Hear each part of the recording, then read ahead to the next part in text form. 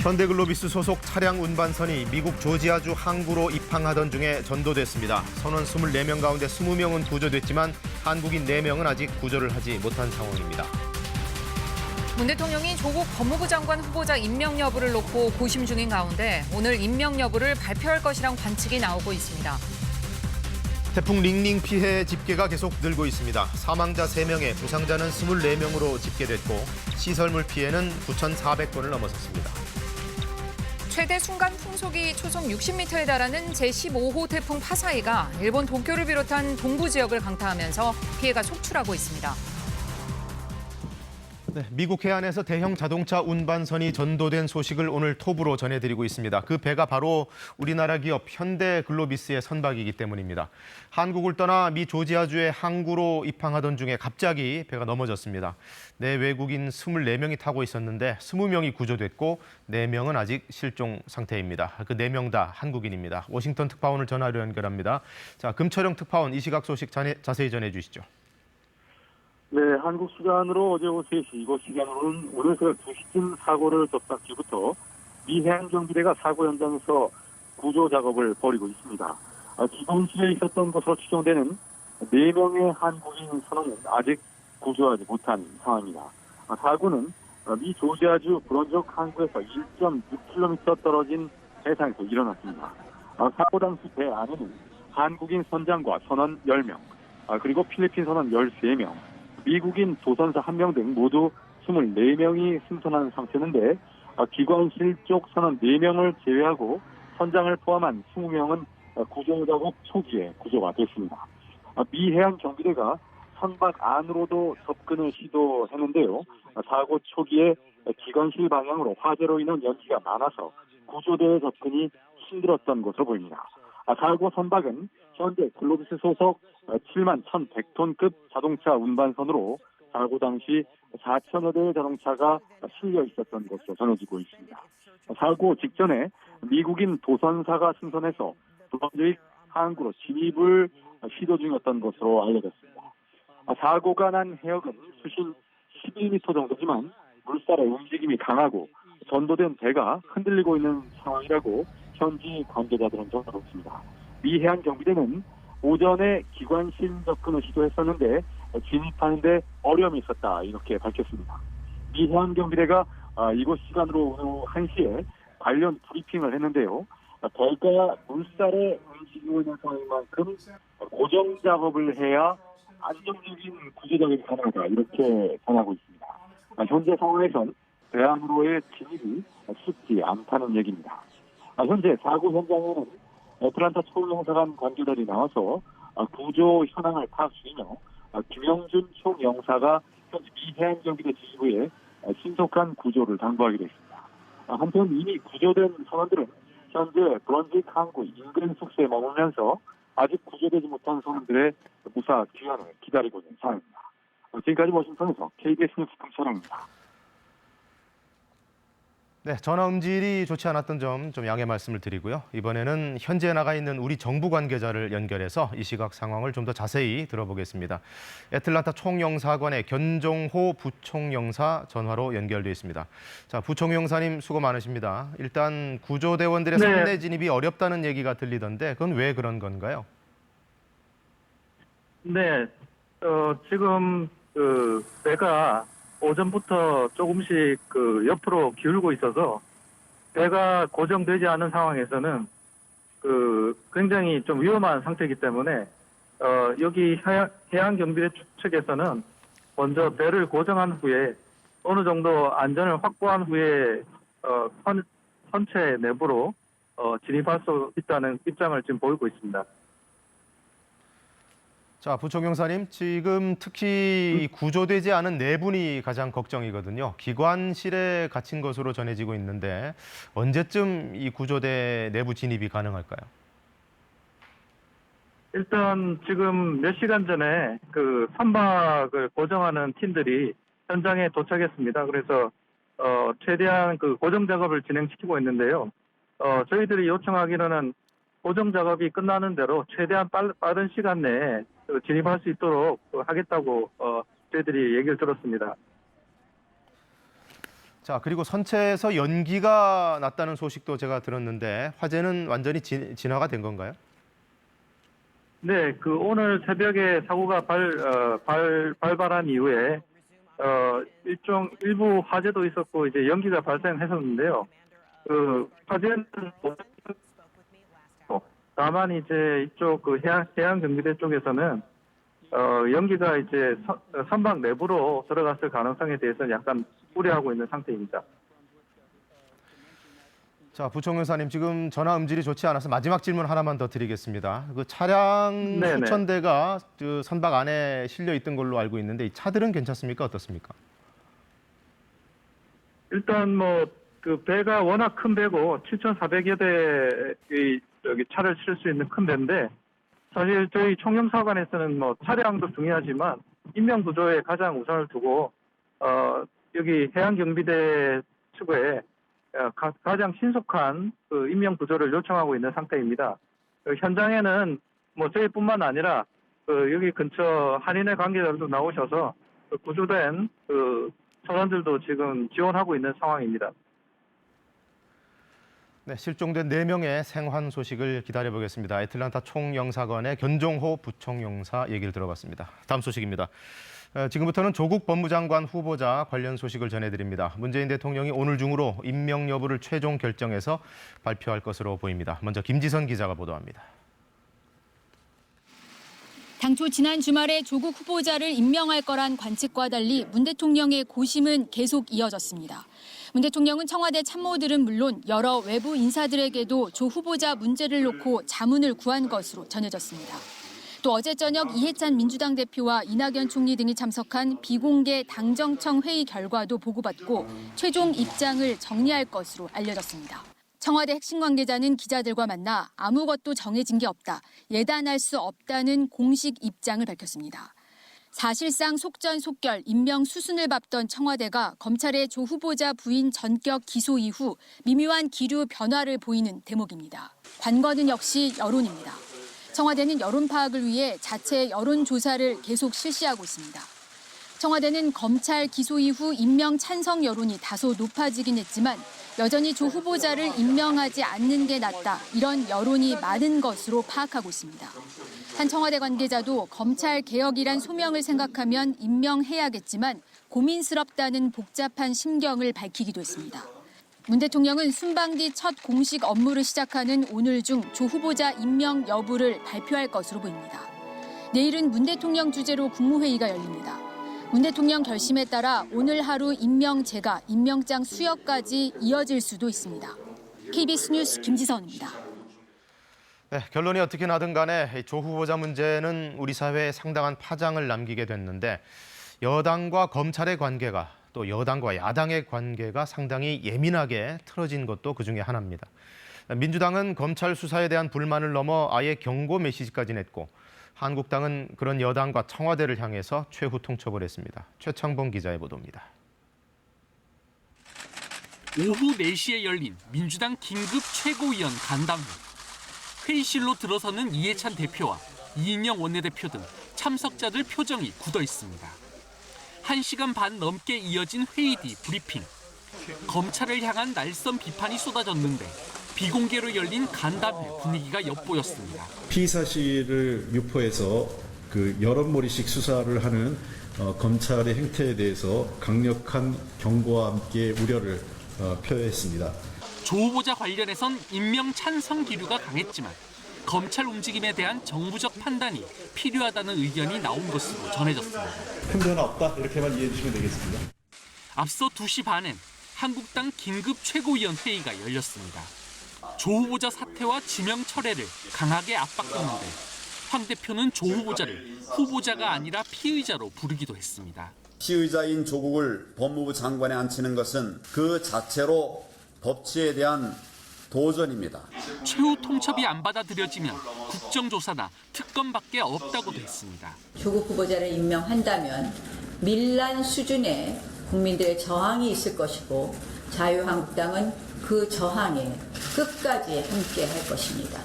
바른미래당은 조 후보자를 데스노트에 올리지 않은 정의당을 향해 비겁하다고 했고 평화당은 검찰 수사를 반개혁이라 몰아가선 안 된다고 밝혔습니다. KBS 뉴스 최창봉입니다.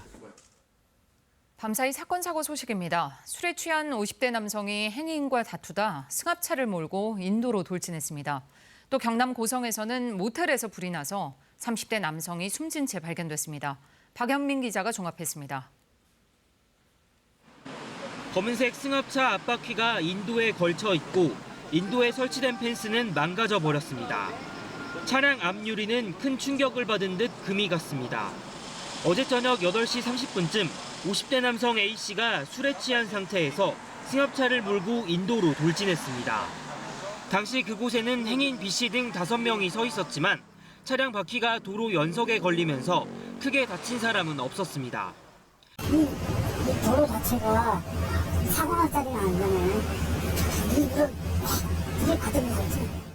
경찰 조사 결과 A씨는 B씨와 다투다 경찰에 신고했다는 이야기를 듣고 사라진 뒤 차량을 몰고 인도로 돌진한 것으로 드러났습니다. 경찰은 A씨의 병원 치료가 끝나는 대로 정확한 사건 경위를 조사할 계획입니다. 어젯밤 10시쯤에는 경남 고성의 한 모텔 3층에서 불이 나 40분 만에 꺼졌습니다. 이 불로 모텔에 투숙하던 30대 남성이 숨졌습니다. 또 객실 집기류 등이 불에 타 소방서 추산 2천만 원의 재산 피해가 났습니다. 경찰과 소방당국은 3층 객실에서 불이 시작됐다는 목격자 진술을 토대로 화재 원인을 조사하고 있습니다. 우리공화당이 어젯밤 10시 30분쯤 서울 광화문 광장에 천막을 다시 설치했습니다. 지난달 5일 제8호 태풍 프란시스코가 북상하면서 조립식 천막 2개 동을 철거한 지 한 달여 만입니다. 천막 설치 과정에서 경찰이나 서울시청 관계자와의 충돌은 없었습니다. KBS 뉴스 박영민입니다. 수행비서를 성폭행한 혐의로 항소심에서 징역 3년 6개월을 선고받고 법정 구속된 안희정 전 충남지사에 대한 상고심 판결이 오늘 내려집니다. 안 전 지사는 2017년 7월부터 지난해 2월까지 10차례에 걸쳐 수행비서였던 김지은 씨를 상대로 업무상 위력에 의한 간음과 추행, 강제추행 등을 한 혐의를 받고 있습니다. 앞서 1심은 안희정 전 지사의 혐의에 대해 무죄를 선고했지만 2심은 징역 3년 6개월의 실형을 선고했습니다. 13호 태풍 링링으로 3명이 숨지고 24명이 다친 것으로 확인됐습니다. 전국적으로 9천여 곳이 훌쩍 넘는 시설에서 피해도 발생했습니다. 현재까지 집계된 피해 상황을 손서영 기자가 정리했습니다. 중앙재난안전대책본부는 제13호 태풍 링링으로 3명이 숨졌다고 공식 집계했습니다. 충남 보령에서 70대 여성이 강풍에 휩쓸려 목숨을 잃었고 인천의 한 대학병원 주차장 담벼락이 무너지며 운전기사인 30대 남성이 숨졌습니다. 경기도 파주에서도 보수공사 중에 떨어져 나간 지붕 패널에 맞은 60대 남성이 숨졌습니다. 안전조치를 하다 부상을 당한 소방관과 경찰관 등을 포함해 24명이 다쳤습니다. 전북 부안에서는 주택 한 채가 완전히 부서져 이재민 2명이 발생했습니다. 전국적으로 9,400여 곳이 넘는 시설에서 피해가 발생한 것으로 집계됐습니다. 주택과 공장, 상가 침수 등 400여 건 넘는 피해가 있었고 비닐하우스 600여 동과 양식시설 78건도 피해를 입었습니다. 강한 바람 탓에 가로수 5천여 건이 전도됐고 신호등과 가로등이 1,200건 넘게 파손됐습니다. 농작물 전체 피해 면적 14,000여 헥타르 가운데 강풍으로 인한 피해가 절반을 넘었습니다. 천연기념물 합천의 인사 학사대 전나무가 쓰러지는 등 전국의 문화재 25건도 피해를 입었습니다. 이번 태풍으로 전국적으로 16만여 가구에 전기 공급이 끊기기도 했습니다. 이낙연 국무총리는 태풍 피해 점검회의를 열어 행정력을 최대한 동원해 응급복구를 추진하라고 지시했습니다. 재해보험에 가입한 농어촌 피해 가구에 대해서는 추석 전에 피해 조사가 이뤄지고 보험금의 50%까지 선지급되도록 하라고 관계부처에 주문했습니다. KBS 뉴스 손서영입니다. 네, 우리는 막 태풍 링링의 위력에서 벗어난 사이에 일본엔 오늘 새벽 15호 태풍 파사이가 상륙했습니다. 도쿄를 비롯한 수도권에 피해가 속출하고 있는데 이 소식은 도쿄 황현택 특파원이 전해왔습니다. 15호 태풍 파사이가 오늘 새벽 가나가와현을 시작으로 일본 동부 지역에 상륙했습니다. 파사이는 시간당 25km 속도로 북진하면서 도쿄 등 수도권에 큰 피해를 주고 있습니다. 오늘 새벽 요코하마에선 시간당 68mm의 비가 쏟아지는 등 각지에서 기록적인 폭우가 나타나고 있습니다. 특히 시즈오카현 등에선 최대 순간 풍속이 60m로 관측되는 등 강풍 피해도 속출하고 있습니다. 도쿄와 시즈오카, 치바현 등의 도심 건물 지붕이 날아가는 피해가 잇따라 접수됐고 이 지역 30만 가구는 정전 피해를 입은 상태입니다. 일본 재난당국은 가나가와시 오다와라 주민 4만 명에게 피난 권고를 내렸고 시즈오카와 치바현 등의 일부 지역에 대해 토사 붕괴 경계 경보도 발령했습니다. 교통 사정도 여의치 않습니다. 도쿄와 시즈오카, 치바현 등을 오가는 고속도로 상하행선 통행이 전면 중단됐고 수도권 JR 노선과 나리타와 하네다 공항의 항공 운항도 일시 중단된 상태입니다. 일본 기상청은 파사이가 동북부 해상으로 빠져나갈 것으로 보이는 오늘 오후까지 큰 피해가 예상된다며 외출을 자제해 줄 것을 당부했습니다. 도쿄에서 KBS 뉴스 황현택입니다. 북한에서도 이번 태풍 링링으로 여러 명이 숨지거나 다쳤습니다. 그런데 예전 같으면 구체적인 피해 내역을 잘 공개하지 않거나 공개하더라도 뒤늦게 하는 경우가 많았는데 이번에는 좀 달랐습니다. 이효영 기자가 보도합니다. 거센 바람에 지붕이 뜯겨나가고 농작물들은 힘없이 쓰러져 있습니다. 도로가 물에 잠기고 가로수는 뿌리채 뽑혔습니다. 황해 남북도 지역을 비롯한 우리나라 일부 지역들에서 적지 않은 피해를 받았습니다.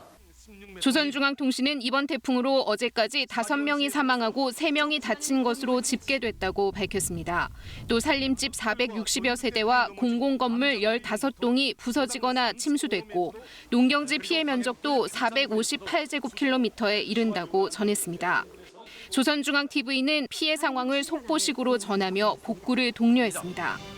좋은 사회적으로 피해 지역 인민들이 사소한 불편도 느끼지 않도록 그들에 대한 물심양면의 지원 사업을 힘있게 벌여야 합니다. 북한 당국이 사전에 태풍 경보를 발령하고 비상 확대 회의를 소집한 데 이어 신속하게 피해 집계를 발표하는 것 역시 매우 이례적인 일입니다.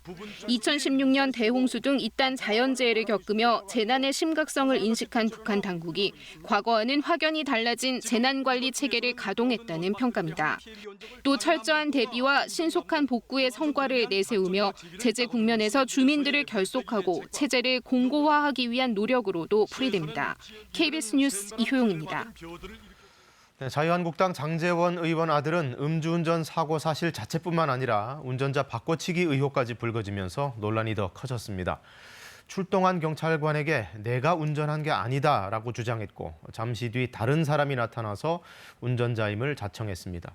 이 이상한 정황들을 보고도 경찰은 장 씨를 그냥 집으로 돌려보냈는데 그래서 봐주기 의혹이 제기되고 있습니다. 양민철 기자입니다. 그제 새벽 음주운전 사고를 낸 장용준 씨. 고급 수입차는 장 씨 소유.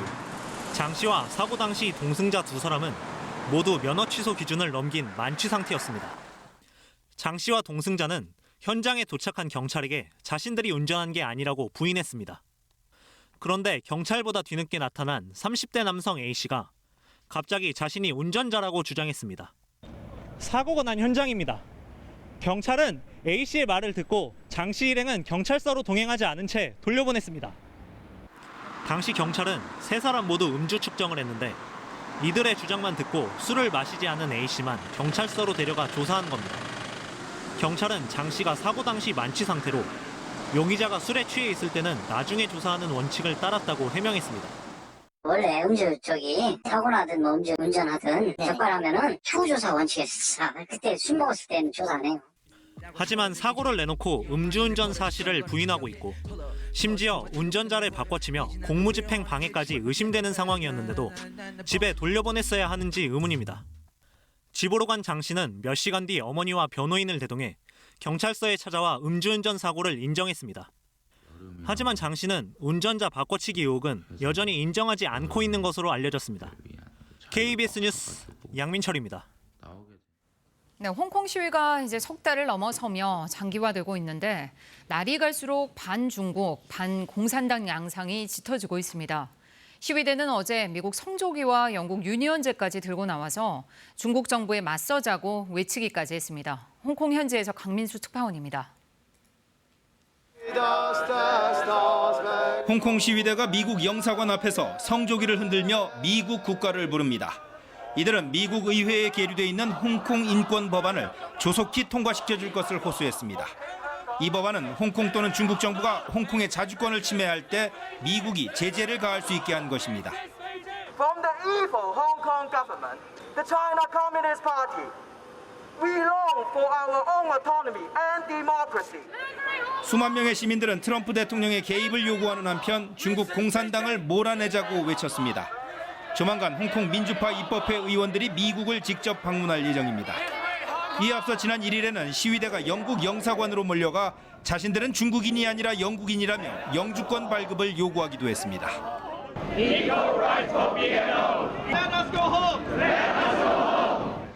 중국을 방문 중인 메르켈 독일 총리가 홍콩의 자유 보호를 언급한 데 대해서도 시민들은 상당히 고무됐습니다.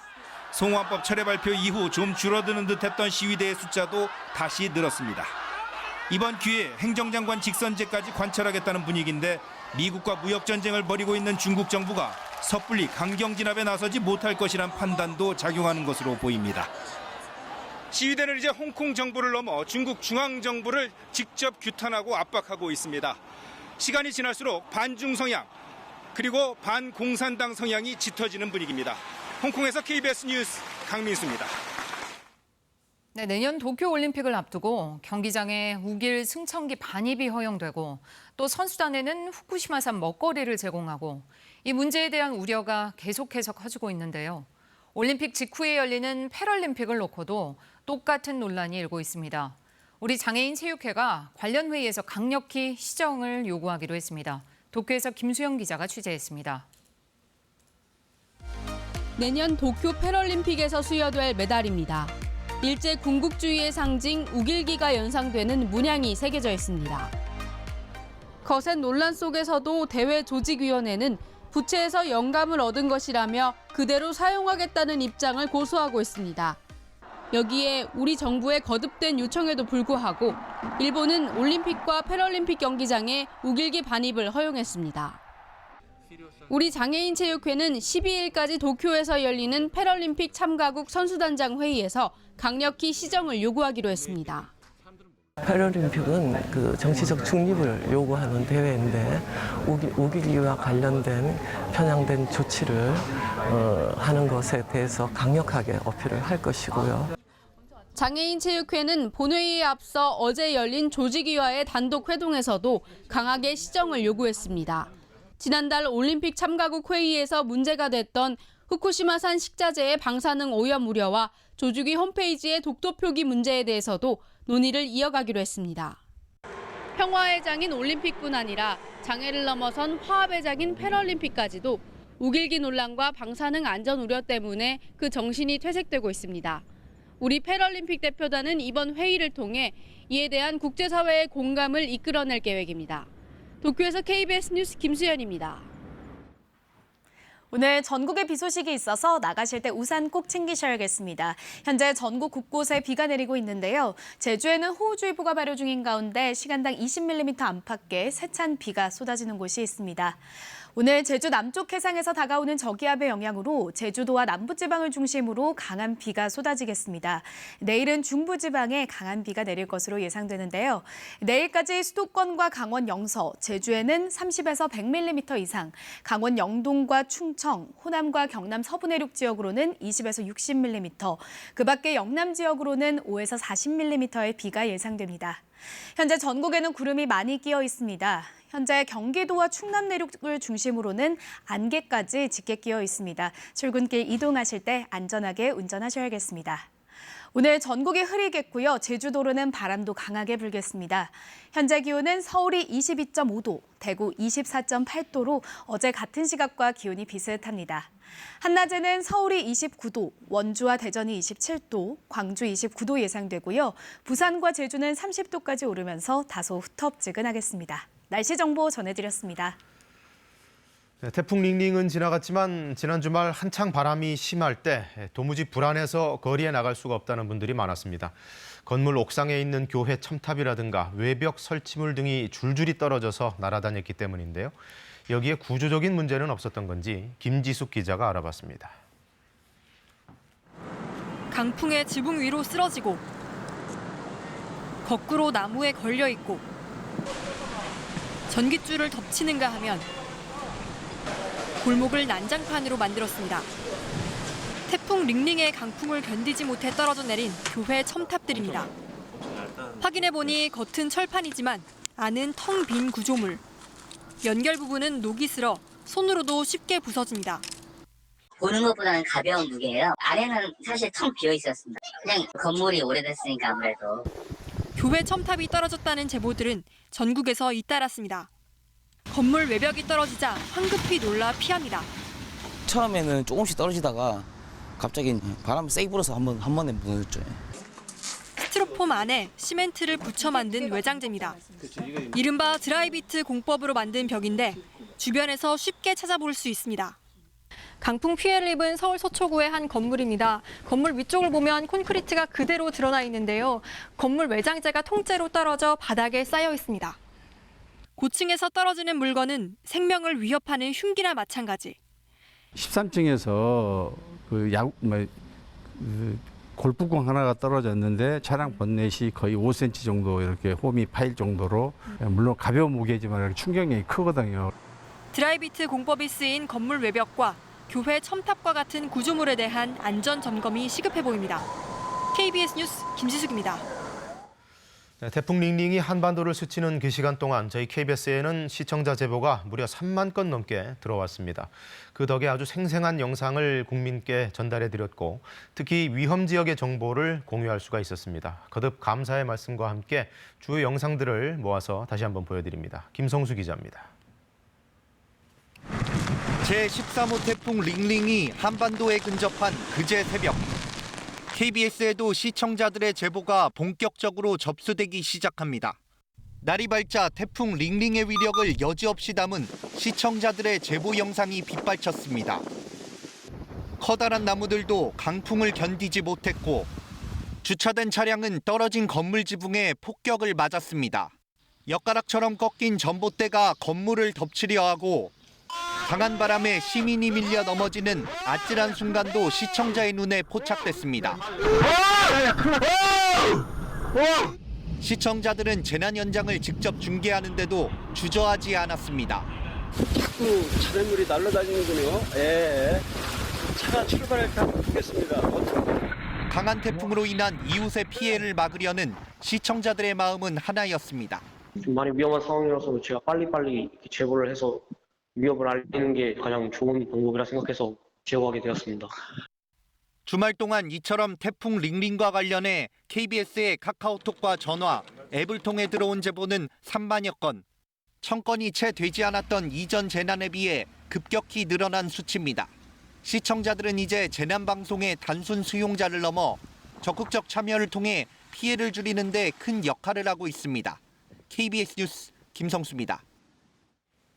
10월 1일, 이날은 중국이 신중국을 선포한 건국 기념일인데요. 중국은 이날을 기점으로 10일까지를 기념해 쭉 쉬는 건 물론 대대적인 행사들을 펼칩니다. 그런데 올해는 기념 행사에 중국 정부가 역대 최대 규모인 9만여 명을 동원해서 민심 잡기에 나섰습니다. 그 배경을 베이징에서 안양봉 특파원이 취재했습니다. 한밤중 오송홍기를 앞세운 중국 인민해방군이 행진을 합니다. 간호장교들이 뒤를 따르고 축하 무대를 꾸미는 시민들의 행진도 이어집니다. 北京天安门地区举行了庆祝活动首次联合演练，约9万人参加演练及现场保障工作。 신중국 70주년 국경절 기념 행사는 오는 10월 1일 열립니다. 12,000여 명의 인민해방군이 참여했던 4년 전 2차 대전 전성 70주년 열병식을 넘어서는 규모입니다. 중국 천안문 앞을 가로지르는 양방향 10차로 장안대로입니다. 이 대로에서 인민해방군 열병식이 열리는데요. 열병식에는 중국의 군사 굴기를 보여줄 새로운 무기들도 대거 선을 보입니다. 사상 최대 국경절 기념식으로 민심 잡기에 나선 중국 지도부. 나와 나의 조국이란 주제 아래 선전 활동을 펴는 등 14억 중국 인민의 애국심 고취에 열을 올리고 있습니다. 시진핑 주석도 한 강연회에서 무려 58번이나 투쟁을 이야기하며 공산당 영도를 강조했습니다. 我们面临的各种斗争不是短期的，而是长期的。实现伟大梦想，必须进行伟大斗争。 하지만 석 달째 잦아들 기미가 없는 홍콩 사태. 본격적으로 나타나기 시작한 무역 전쟁 여파.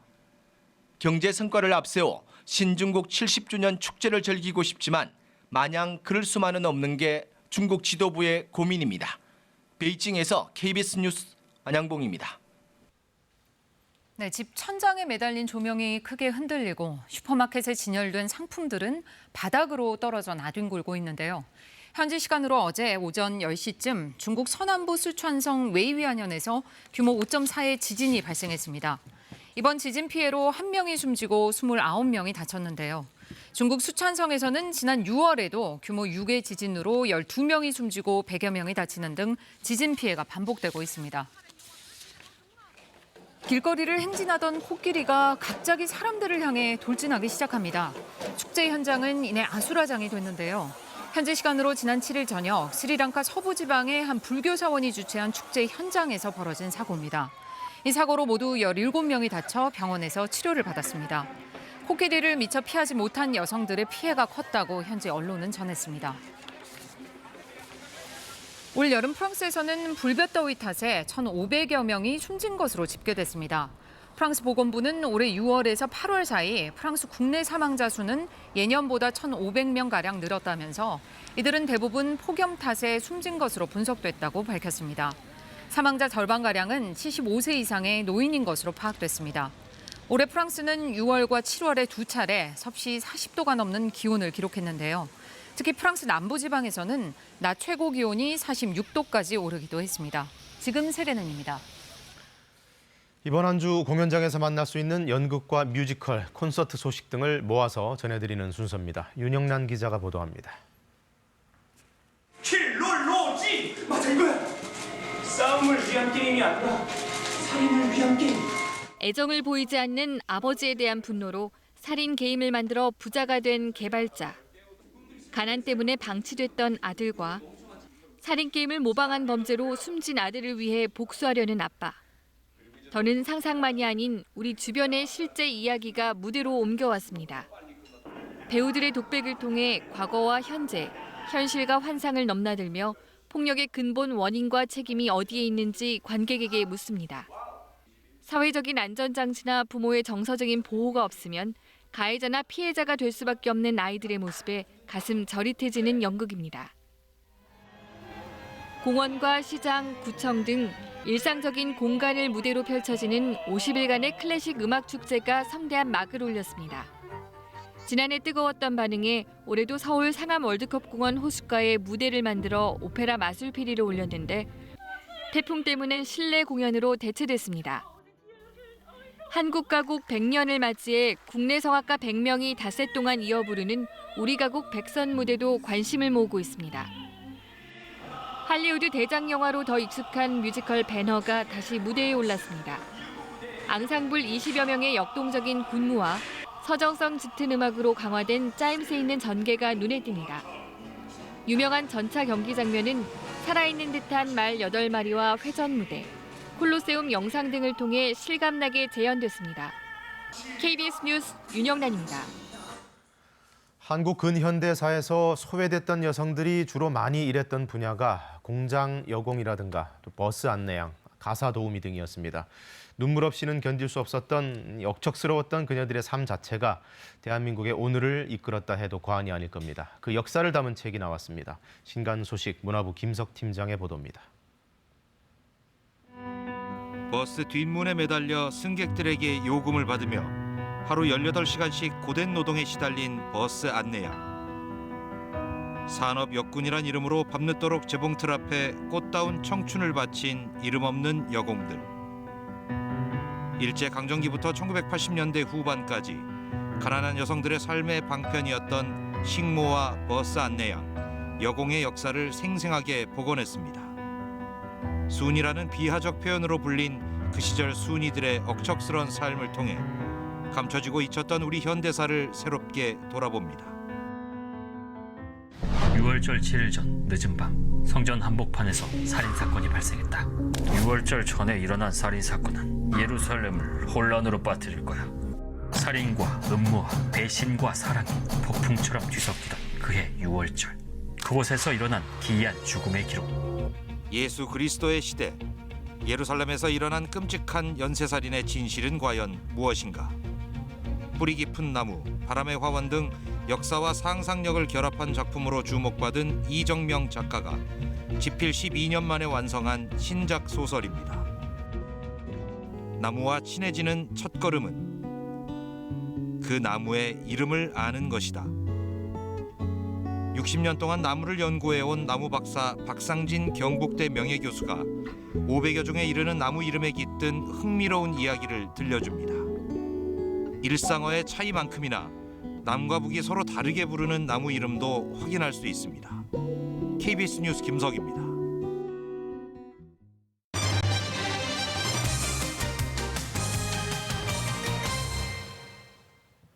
서해를 따라 북상한 태풍 링링으로 전라도와 충청도에서 특히 피해가 심각했는데요. 추석을 앞둔 농어민들이 태풍 피해에 망연자실하고 있습니다. 백상현 기자가 취재했습니다. 대한민국 최서남단, 태풍이 가장 먼저 들이닥치는 강원도입니다. 태풍의 방파제가 무너지면서 옹벽한 굵은 돌이 쏟아져 선착장 앞까지 밀려왔습니다. 수심이 얕아져 여객선도 뜰 수 없게 됐습니다. 여객선이 못 들어오면 주민들이 그게 제일 불편하죠. 생필품 문제가 있으니까. 죽은 돌돔떼가 물 위로 떠올랐습니다. 양식장에서 키우던 돌돔이 집단 폐사한 건데 바닷속 강한 조류를 막는 물막이도 뒤집혔습니다. 줄을 연결해 배로 끌어내려 보지만 소용이 없습니다. 강풍에 떨어진 배들이 바닥을 나뒹굽니다.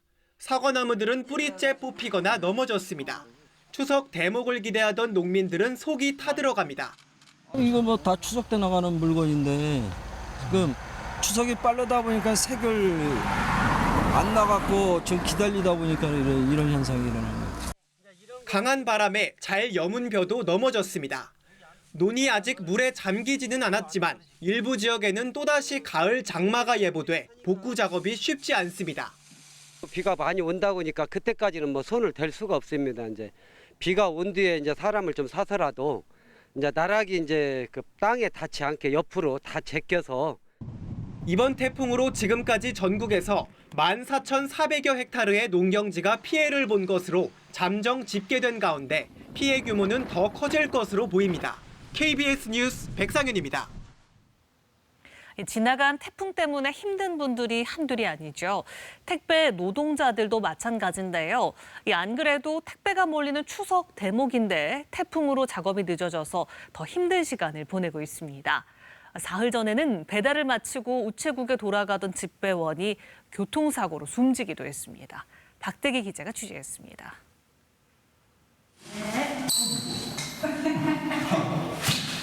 안녕하세요. 네. 잠시 허리를 펼 새도 없이 배달 또 배달입니다. 특히 무거운 농산물 택배가 몰리는 추석 대목엔 땀이 마를 새가 없습니다. 등받이 묻고요. 땀띠가 너무 심하게 나고. 하루에 배달해야 하는 택배는 줄잡아 400개. 배달이 끝나면 또다시 짐을 실으러 가야 합니다. 새벽 5시에 시작된 일은 밤 10시까지 계속됩니다. 명절 직전 휴일은 쉬기로 했지만 잦은 비와 태풍 때문에 배송이 늦어져 쉴 수도 없습니다. 그리고 이번에도 비까지 많이 내려가지고 분류 할 데가 없는 거예요. 그러니까 물건은 막 넘쳐나는데 그래서 이제 시간이 더 늦어졌죠. 이번 명절은 또 9월. 특히 오토바이로 택배를 나르는 집배원들은 더 힘들 수밖에 없습니다. 지난 금요일 밤 충남 아산에서는 집배원 57살 박모 씨가 교통사고로 숨졌습니다. 배달을 마친 뒤 다시 우체국으로 가던 길이었습니다. 공공운수노조는 박 씨가 가족까지 동원해 12시간 넘게 배달을 하고 돌아가던 길이었다고 밝혔습니다. 과도한 노동의 명절을 보내면서 이제 장시간 노동이 불러온 비극적인 현장의 실상을 보여주는 거다. 노조는 과로사로 숨진 집배원이 올해에만 12명에 이른다면서 부족한 인력을 충원해달라고 호소했습니다. KBS 뉴스 박대기입니다. 네, 기록적인 강풍까지 동반했던 지난 주말, 마음 졸이며 집안에서 태풍이 빨리 지나가길 바란 분들 많으실 텐데요. 이런 강풍 속에서도 사고의 위험을 무릅쓰고 높은 곳에 올라 농성을 벌이는 사람들이 있었습니다. 이들의 목소리를 민정희 기자가 들어봤습니다. 강한 바람에 천막 지지대가 무너지고 무너진 천막이 날아가지 않도록 노조원들이 손으로 붙잡고 있습니다. 세찬 비바람 속에서도 한국도로공사의 직접 고용을 요구하는 톨게이트 노조원들의 농성은 계속됐습니다. 제 뒤로 보이는 서울요금소 위에는 노조원들이 비바람을 막기 위해 천을 끈으로 묶어놨습니다. 요금소 위에 오른 노조원들은 모두 22명. 태풍이 오더라도 직접 고용이 이루어질 때까지는 내려갈 수 없다고 말합니다. 텐트는 다 찢어져갖고 이미 여기 뭐 이불이고 뭐고 이런 거는 다 옷 같은 거 다 젖어 있는 상태니까 지금이라도 도공이 좀 협상을 했으면 좋겠습니다. 태풍이 이렇게 많이 오고 그러는데 사람 목숨보다 더 중요한 게 있는가라는 생각이 들어요. 도심에 높이 솟은 CCTV 관제탑이 강한 바람에 흔들립니다. 노조를 설립하려 한다는 이유로 24년 전 삼성항공으로부터 부당하게 해고됐다고 주장하는 김용희 씨의 농성장입니다. 명분상의 복직이라도 해달라는 호소지만 삼성 측은 90일 넘게 답변이 없습니다. 하루라도 빨리 내려가서 진료받고 몸을 추스려야 되는데 근데 올라올 때 저는 뭐 죽는 한이 있더라도 삼성 문제 해결하지 않고는 내려갈 수 없다라고 동지들하고 약속을 했기 때문에 기록적 강풍을 동반한 태풍도 안전사고의 위험을 무릅쓴 이들의 절박한 행동을 멈추지는 못했습니다. KBS 뉴스 민정입니다. 독일 베를린에서 열리고 있는 유럽 최대 가전박람회에서 초고해상도를 자랑하는 우리 기업들의 8K TV가 선보였습니다. 거실과 주방, 침실 등 집안 곳곳을 인공지능으로 연결하는 AI 홈도 계속 진화하고 있습니다. 베를린에서 유광석 특파원의 보도입니다. LG전자가 공개한 88인치의 세계 첫 8K OLED TV입니다. 화소수가 기존 울트라 HD TV보다 4배 많은 3,300만 개를 자랑하는데 화소 하나하나를 자유자재로 조절해 초고해상도 화질을 구현합니다. 화질 선명도도 국제 표준인 50%를 훨씬 넘은 90% 수준에 도달해 8K 해상도를 완벽하게 구현한다고 LG 측은 밝혔습니다. 최고의 화질과 최고의 해상도가 만났기 때문에 소비자들이 직접 거실에서도 실제 있는 것을 가서 볼 수 있게 느끼는 실제감을 극대화한 TV라고 할 수 있겠습니다. 삼성전자도 55인치 QLED 8K TV를 공개했습니다. 미국과 유럽 등 세계 30여 개 국가에서 판매할 예정인데 글로벌 기업들과 연계해 개인 맞춤형 콘텐츠 등 8K 콘텐츠 확대에도 주력할 계획입니다. 삼성전자는 55인치부터 98인치까지 QLED 8K 라인업을 확대하고 8K 컨텐츠를 위한 생태계 구축도 강화하여 새로운 TV 시청 경험을 계속 만들어 나가겠습니다. 8K TV는 지난해보다 올해 12배 성장했고 내년에는 올해보다 4배 성장이 예상되는 등 시장이 급성장하고 있습니다. 하지만 8K 화질의 촬영 장비나 방송 송출 장비가 아직 갖춰져 있지 않은 점은 앞으로 풀어야 할 과제입니다. 거실과 주방, 침실 등 집안 곳곳의 가전제품을 인공지능으로 연결하는 AI 홈은 진화를 거듭하고 있습니다. 유럽과 중국 업체들도 가전제품과 인공지능을 결합한 기술력을 뽐내는 등 AI 가전대전도 치열해지고 있습니다. 베를린에서 KBS 뉴스 유광석입니다. 네, 이 시각 현재 출근길 교통 상황 알아보겠습니다. 서울경찰청입니다. 안녕하십니까. 월요일 아침 교통정보입니다. 추석 명절을 맞이해 전통시장 주변 도로가 한시적으로 주차가 허용되고 있습니다. 허용 구간 하위 한계차로에서 2시간 이내에 주차가 허용되고 있는데요. 전통시장 이용하시는 분들은 참고하시기 바랍니다. 월요일 출근길답게 정체 구간 많이 확인되고 있습니다. 올림픽대로와 강변북로 모두 강동쪽으로 행주대교부터 한강대교까지 긴 구간 정체고 서부간선도로 외곽방향 성산대교 남단부터 금천교까지 전 구간 속도 떨어집니다. 동부간선도로 역시 도심 방면으로 노원교부터 성동 분기점까지 전 구간 정체고 북부간선도로 신내 IC부터 하월곡 램프까지 가다서다를 반복하고 있습니다. 도봉로 도심 방면 삼양동 입구 사거리에서 미아 사거리 지날 때까지 신호대기 몇 번씩 받고 있고 경인로 여의도 방면 물레 사거리부터 영등포역 앞 지날 때까지 신호대기 행렬 길어지고 있습니다. 이어서 교통통제 및 혼잡 예상 정보입니다. 세종로 소공원에서 오후 5시 30분부터 저녁 9시까지 대규모 인원이 모여 집회와 행진을 진행할 예정이고 여의도 파크원 공사 현장 앞에서도 대규모 집회가 진행될 예정인데요. 시간은 5시 30분부터 저녁 7시 30분까지로 퇴근 시간대 혼잡이 예상되니 참고하시기 바랍니다. 교통정보였습니다.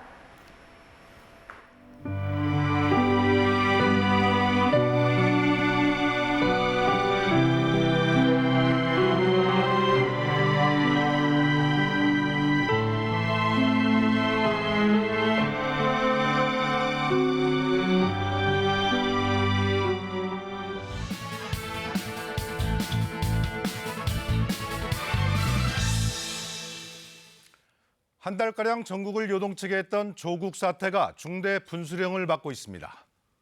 대통령이 임명이냐 지명 철회냐를 최종 결정해야 하는 결단의 시간이 임박한 겁니다. 그리고 어떤 식으로 결론이 나든 후폭풍이 거셀 것이란 점도 분명해 보입니다. 문재인 대통령은 임명 여부와 그 시기를 놓고 숙고를 거듭 중인 것으로 보입니다. 모든 가능성이 열려 있고 현재로선 정해진 게 없다. 최종 결정은 대통령의 몫이라는 게 청와대의 설명입니다. 법률적으로는 청문회가 끝난 뒤 언제든 임명이 가능한 상황이었지만 주말을 넘긴 점 역시 막판 고심의 깊이를 가능케 합니다. 결코 우호적이지만은 않은 여론과 임명 시 전국에 미칠 파장 등을 감안할 때 어떤 선택을 하든 부담이 적지 않은 게 현실입니다. 임명 시엔 야당의 반발 등 전국 경색이 불가피하고 낙마 시엔 국정 운영의 동력이 큰 타격을 입게 되는 딜레마 상황입니다. 특히 검찰 수사는 최대 변수가 되고 있습니다.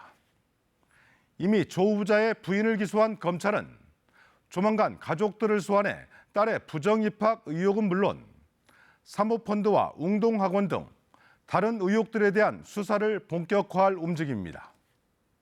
이런 상황에서 조 후보자가 장관에 취임할 경우 검찰은 현직 법무장관의 가족 또는 장관을 직접 수사해야 하는 초유의 상황을 맞게 됩니다.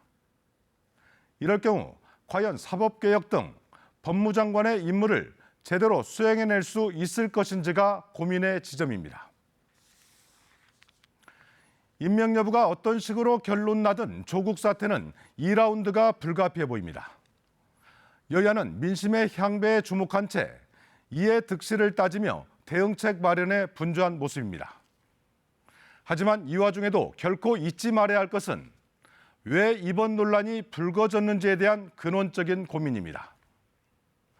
단순한 진영 논리나 당리 당략을 넘어 왜 그토록 민심이 들끓었는지, 특히 청년들이 왜 좌절하고 분노했는지에 대한 성찰과 해법 모색이 반드시 있어야 합니다. 검찰 역시 신속히 관련 의혹들의 진실을 가려 소모적인 공방과 국가적 혼란을 최소화해야 합니다. 뉴스 해설이었습니다. 현대글로비스 소속 차량 운반선이 미국 조지아주 항구로 입항하던 중에 전도됐습니다. 선원 24명 가운데 20명은 구조됐지만 한국인 선원 4명은 아직 구조를 하지 못한 상태입니다. 문 대통령이 조국 법무부 장관 후보자 임명 여부를 놓고 고심 중인 가운데 오늘 임명 여부를 발표할 것이란 관측이 나오고 있습니다. 태풍 링링 피해 집계가 계속 늘고 있습니다. 사망자 3명에 부상자는 24명으로 집계됐고 시설물 피해는 9,400건을 넘어섰습니다. 최대 순간 풍속이 초속 60m에 달하는 제15호 태풍 파사이가 일본 도쿄를 비롯한 동부 지역을 강타하면서 피해가 속출하고 있습니다. 오늘 나가실 때 우산 꼭 챙기셔야겠습니다. 전국 곳곳에 비가 내리고 있는데요. 제주도와 남해안으로는 강한 비구름대가 지나면서 제주에는 호우주의보가 발효 중인 가운데 장대비가 내리는 곳이 있습니다. 오늘 제주 남쪽 해상에서 다가오는 저기압의 영향을 받아서 제주도와 남부지방에 강한 비가 집중되겠습니다. 내일은 중부지방을 중심으로 세찬 비가 쏟아질 것으로 보이는데요. 내일까지 서울을 비롯한 수도권과 강원 영서, 제주에는 30에서 100mm 이상, 강원 영동과 충청, 호남과 경남 서부 내륙 지역으로는 20에서 60mm, 그 밖에 영남 지역으로는 5에서 40mm의 비가 예상됩니다. 현재 전국에는 구름이 많이 끼어 있습니다. 경기도와 충청 내륙 지역으로는 안개까지 짙게 끼어 있습니다. 오늘 전국이 흐리고 비가 내리겠고요. 제주도로는 바람도 강하게 불겠습니다. 현재 기온은 서울이 22.5도, 대구 24.8도로 어제 같은 시각과 기온이 비슷합니다. 한낮에는 서울이 29도, 원주와 대전이 27도, 광주 29도 예상되고요. 부산과 제주 30도로 남부지방은 다소 후텁지근하겠습니다. 바다의 물결은 제주 해상에 풍랑주의보가 발효 중인 가운데 최고 4m까지 거세게 일겠고 서해와 남해성에서도 물결이 약간 높게 일겠습니다. 비는 수요일까지 오락가락 이어지겠습니다. 다가오는 추석 연휴에는 대체로 맑은 날씨가 이어지겠습니다. 날씨 정보 전해드렸습니다. 네, 월요일 아침 뉴스 광장 마치겠습니다. 시청해주신 여러분 고맙습니다.